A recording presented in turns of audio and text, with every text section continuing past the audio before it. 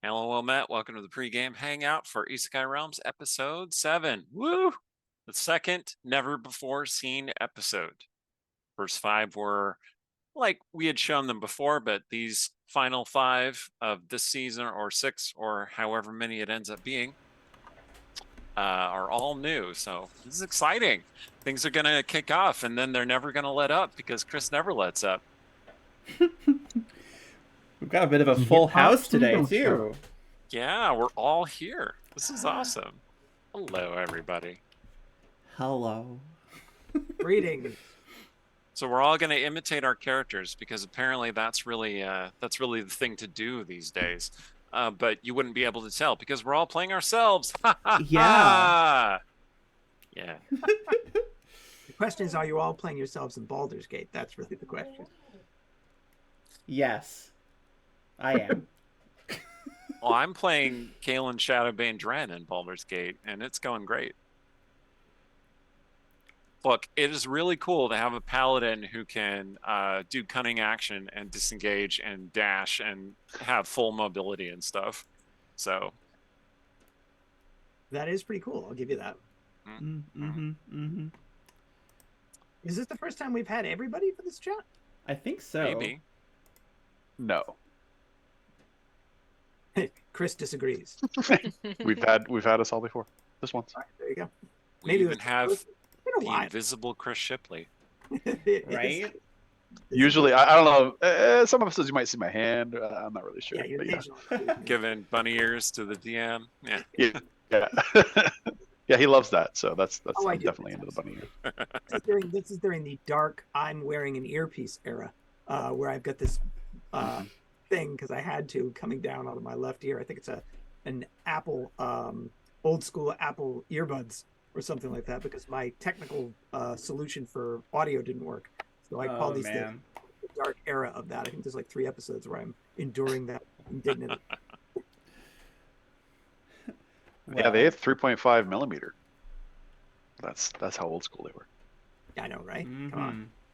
Is that even possible? I don't even know. Yeah, he just doesn't throw anything away. So, Aaron, what would you like to talk about tonight? Well, I know last week we ran our first new episode in months, which was episode 6. That was awesome. It was kind of a peaceful episode.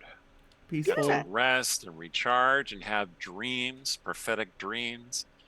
Contact entities that we may or may not wish to talk to.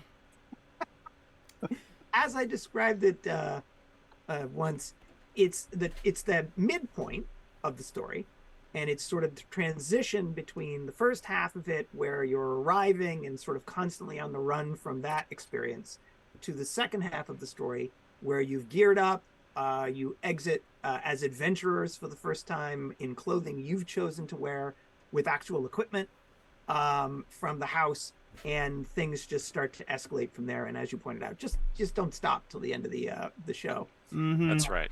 We're going to blow something up, and then we're going to be on the run from the consequences of that experience.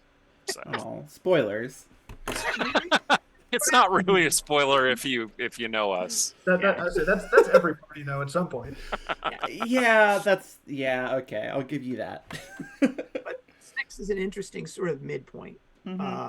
It's the only episode that takes place in one location. Every other episode takes place in at least 2. It's the only one that takes place in 1. And it's the only episode that takes place entirely indoors.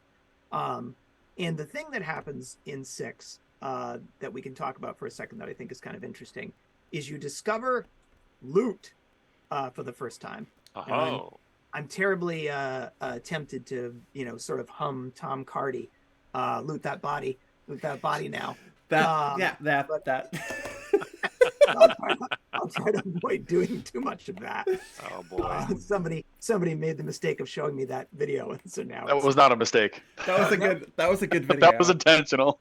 Have you done the other Tom Cardy? Well, I mean, there are many Tom Cardy songs. Well, Rhiannon and I made the mistake of going. I'm a YouTube person, and I made the mistake of going on YouTube and spending 2.5 hours watching every single. Well, you're ahead of me. I don't watch all of Tom because Tom Cardy, like, when he's on for me, he's so on, and then some of them I'm like, eh. Yeah, I'll give you that. So. I'm trying to think of the name of the one that I enjoyed that was a duet. Was it between- Red Flags? That's the one. See, the Ballad of Smokin' Joe, Oh, quite good. Rude Yes. Boy, is Yes, also a duet, yes. and I was like, that is vastly superior. But that's just my take. Not to shorten Tom Cardy, but we're here to talk about our content. Oh yes, yes, yes. Well, I mean, the other option is usually Baldur's Gate 3, like these Hangouts or It is. the Baldur's But- Gate 3 but- hype team. I was trying to stay on topic this time. I mean, I'm not sure Baldur's Gate 3 really needs more hype, but Probably I right. mean, we'll do that, right? If we run out of things to talk about, we could talk about how cool Baldur's Gate 3 is all day. So anyway. let's talk about the looting. So Yes. I'm The curious. looting, yes. what you thought of the items that you discovered. Like, what did you think of them? What did you think of the potential mystery that was lurking behind them? What did you think of the fact that you got magic items? Because again, I try to play on immersion, and so the way I handle magic items is very immersive. The descriptions that you got and the ways that you interacted with those weren't just you find a +1 sword. So, anyway, go ahead. I mean, I certainly like. I don't know. I like the fact that the gear seem to tell a story. Like, clearly, there's purpose to each of these items, and like the first thing that pops into my head is like a vigilante or even like a thief type character. I think I even bring that up in the episode.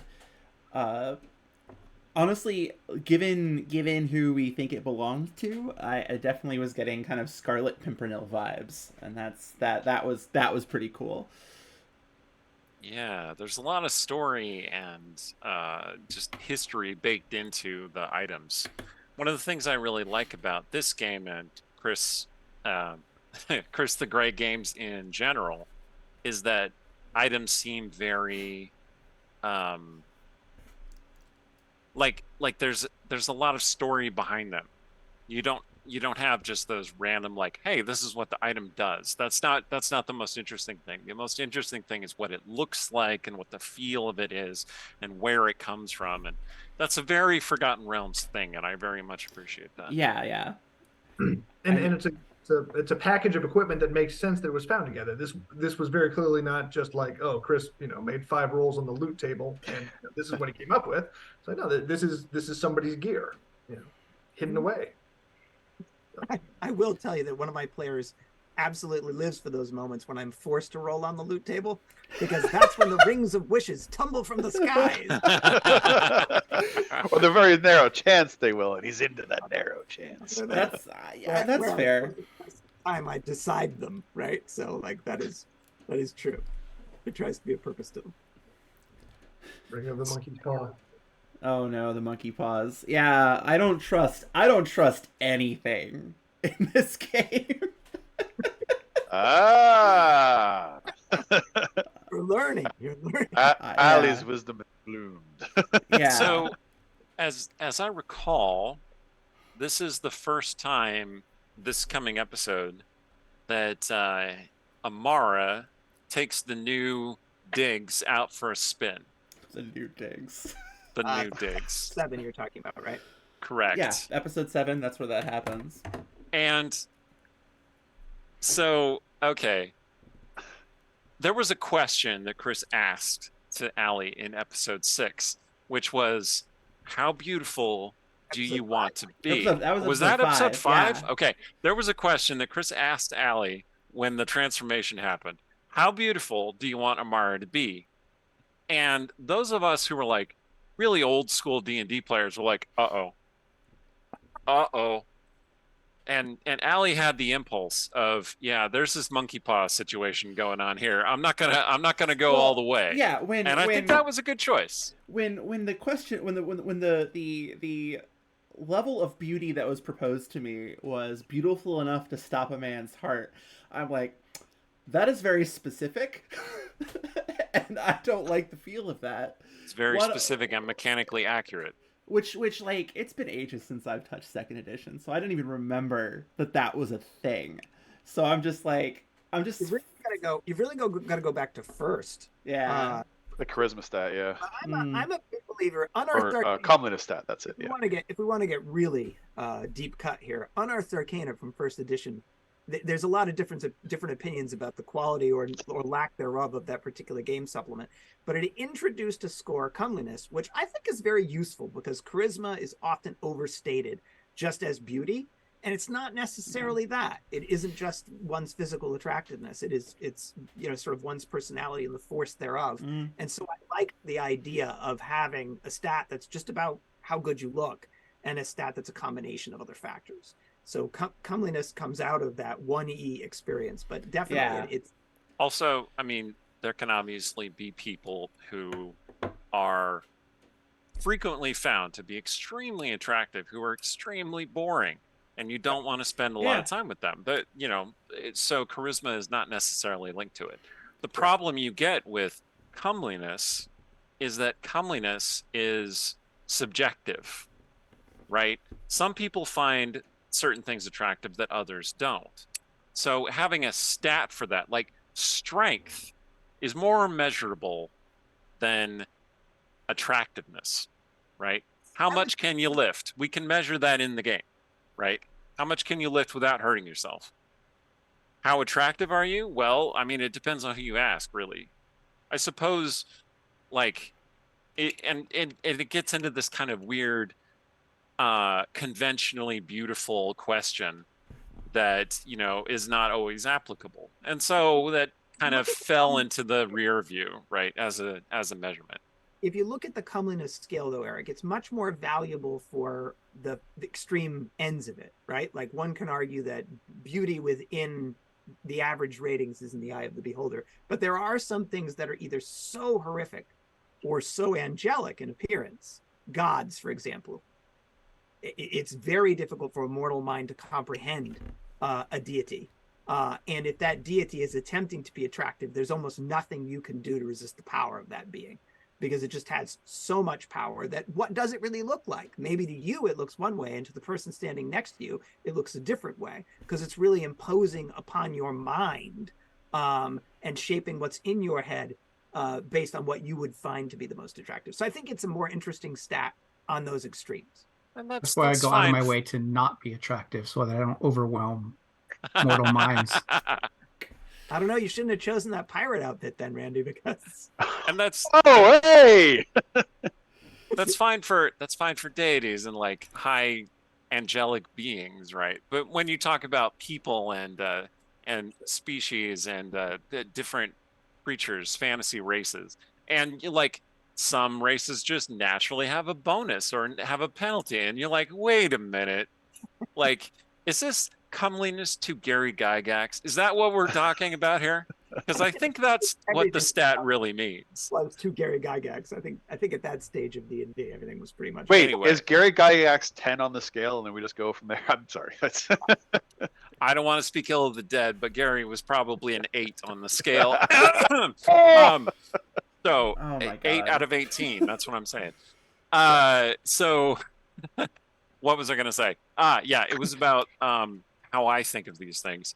I think of it as your character can look like whatever you want your character to look like. If you want your character to be classically beautiful, if you want your character to be very normal, everyday, forgettable in appearance, totally fine. And it's not really connected to your charisma score. Like, you can be extremely beautiful and have a totally average or even low charisma score because you're just not very good at making connections with people. Looking at you, ex-girlfriend number 4. Sorry. You're pretty. You're pretty, but you're boring. Yeah. Or just have a horrible personality. Yeah, absolutely. I think definitely though. I think that like I'm glad I trusted my instincts. There's certainly, I think that it serves me well in the moment. Although there's some aspects of the episode to come that I really actually like just for their descriptive nature, and that's something I've really enjoyed about this game is when you've talked about like the when we walk through the marketplace specifically, but when people will get there. I really enjoyed that. I think Randy does some interesting things in episode 7 that people should keep their eyes open for. Oh yes. Did Some- did I? Did Some it of stay? Did it get recorded? Yes, you So- tried to make some friends. Well, isn't that part of what got lost to the ether? Because that is something Yeah. that is with this Some of episode. it, but not all of it. Some of the initial interactions with those friends were lost to the ether, which is unfortunate because there was some really good dialogue there. But there is additional interactions with those particular friends that you'll see. And I thought that was an interesting choice on your part, Randy. I thought that was an interesting way of handling that sort of street scene. So I appreciated it. And Rhiannon does something very unexpected in this episode, which, as I say at the time, I think we've broken Eric. So keep your eyes open for that. Yeah, That'll be there fun, was a too. moment where I was just like, I can't, no, I cannot think anymore. And it was kind of an unexpected moment, but it did happen. So yeah. I thought that was pretty entertaining. So it's interesting to see how each of you, like, there are leaders, but there are not leaders in this group. No one has quite declaimed themselves as the leader. They're sort of the de facto leader and the de jure leader, and then everyone else doing what they want. And so that's interesting from a group. But dynamic. if everybody else is just running around, then we don't really have a leader. We have some. I mean, you can't be a leader without followers. Many adventuring companies have a spokesman, right? Like, Okay, fair. that's what they've got, and then they sort of make their decisions on the fly. And most of the time, what you all do tends to work out. But it's interesting to see how these things sometimes occur, because you go in thinking, here's the plan. And then when it doesn't quite meet with the original strategy, other plans just deploy. And so it's interesting to see how that resolves. Basically, yeah. Yeah, I think I'm more in favor of a party structure where it's like, Rhiannon's the voice of reason. Joel is like our lore master tactician person. Eric and I do decently as far as like random patter and chatting to people, as does Randy. Especially with like things like the kids, right? People will see when they get there, but I think that was handled really well. We've got several charismatic people, many charismatic people in this group, so I think everyone having their little niche to support the party dynamic is well. Rhiannon can always be counted upon to have something sensible to suggest, or to at least attempt to rein us in from doing something silly. I like, I'm always like, on the one hand, somebody needs to do it, but on the other, like, I end up being like, she's the one who's the wet blanket. Yay, wet blanket. I don't want to pigeonhole you into that role either. I want you to be free to do your own thing and make mistakes sometimes. It's just hard because you don't make mistakes very often. So the higher they climb, the harder they fall. I guess. The hotter they burn. Some mistakes just look like success if you fail upwards. I mean, Well, the more fire magic Rhiannon learns, I don't want to spoil anything. I mean, I'm gonna swear that off at some point until Are the next you? time when we're gonna die. Uh-huh. And then So, like, the I'm next not really session. swearing it off because we're gonna be like in mortal peril again Constantly, soon enough. yeah. You can Yeah. quit anytime she wants. As Rhiannon talks. I still think it's hard to top the initial application of that fire magic, because it's given that it wasn't intended to be fire magic. Things That was happen, right? Yeah, things happen. Things happen. Mistakes were made. The only point that I was going to make was, Rhiannon, it appears to be somewhat different for me from the DM's perspective. What looks like is happening, as opposed to the wet blanket stuff, is that you sit there patiently, you attempt to endure the decisions made by at a certain point in time, you just call bullshit on it all. That appears from the DM's perspective to be. I mean, you're not wrong.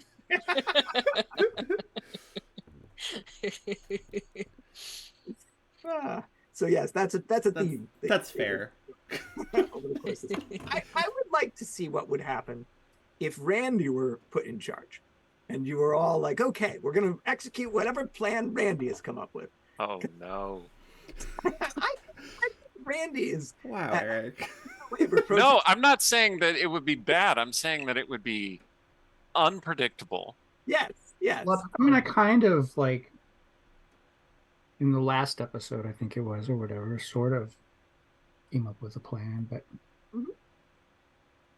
there are... no, I'm good just to sing my songs, make friends, have fun, and then have Rhiannon raid me in when necessary. I very much appreciate Randy's continual out of the box thinking. Like he does something that none of us would have expected. And we're like, yeah, okay, all right. Or we're like, what? No. And it leads to something really, really interesting. And in a forthcoming episode, I don't want to spoil things, he does some very, very useful stuff with good planning and based on experience that we've had in the past. That's kind of saves us from a certain conflagration of doom, right? I think if I had a little reader thing across my head or something that shared my thoughts would be helpful, because a lot of times you guys are like, what are you doing? I'm like, this is the thing that makes the absolute most sense in the world to me. This is very logical. Step 1, step 2, step 3, step 4, step 5, step 6. I went from step 1 to step 6. Where were you? Yeah. Right? When we were, small example, when she was asking us all to drink a little something before we could come into the house, everybody else drinks some, and I was like, okay, I'm going to fake it. And you were all like, what the, but I was like, what if it's a sleep potion or a poison or something, one of us has to not drink the thing, right? Or, I don't know. In my brain, it makes sense. One of us has to haul the unconscious bodies out. That's right. So there's an episode of the home game where everybody walks into a place and we were just I didn't feel comfortable there, and it was a criminal underground organization, and I'm like huddling all my stuff with me, and it's like a casino type place, right? But a criminal underground, and I'm like, I'm drinking my own water. The whole party partakes of the food, the drink, the everything. They're all drugged, and they use them as leverage against me to make sure I'm doing what I'm there to say I'm supposed to do. And yeah, somebody's got to be the person who doesn't drink all that. Absolutely. Yeah, that's true. It's helpful to have. You definitely are a collection of thought out, methodical planners and chaos agents sort of slammed together. Sometimes in the same person. Sometimes in the same person. But I think, like I said, so far that it's kind of worked out, accrued to your benefit. And your point there, Randy, is a solid one. It's nice to have somebody who isn't just doing the same thing everyone else is doing, because sometimes that's the wrong thing to do. And my point about what you did in this particular episode, Rhiannon, is everyone was sort of attempting to achieve a goal a certain way. And they'd gotten on a track of thinking about it. And then you were just like, oh. It was a Gordian knot severing maneuver. Yes. Well, nice so one of these hangouts we should do Muppets, because y'all have heard the Chaos Muppet versus Order Muppet, right? Yes, you can classify all Muppets into that. That's fair. So, clearly I'm an Order Muppet, but which one? And which Chaos Muppet are y'all? Because I don't think anybody here is animal. But I'm Statler. I've heard the term Chaos Muppet before and used it. I did not realize that there was a division between. Yes, or Order Muppet is the other. So Kermit is an Order Muppet, and Animal is a Chaos Muppet, etc. I can see that. Yeah. Look, I think I'm trying to be an Order Muppet, but it just is not working. We've established firmly that my alignment is chaotic good, and I just embody the chaos. I cannot help myself. Like I said, a constellation of a combination between and chaos. But it works out. I am lawful good, but my actions don't necessarily bring about lawful consequences. I think that there is definitely a gap between what people believe that they are in their own minds in terms of their alignments and how they actually live that sometimes. I definitely believe Yeah, that's Well. that tracks. As Uh, I've continually said, I am aspiring to be lawful good. There we are. I So. would. You always try to do the right thing, Eric. You always try to do the right thing. all right. On that note, All right, we got to go to our commercials. So see you all shortly. Enjoy the show and have a nice evening. enjoy it. Bye.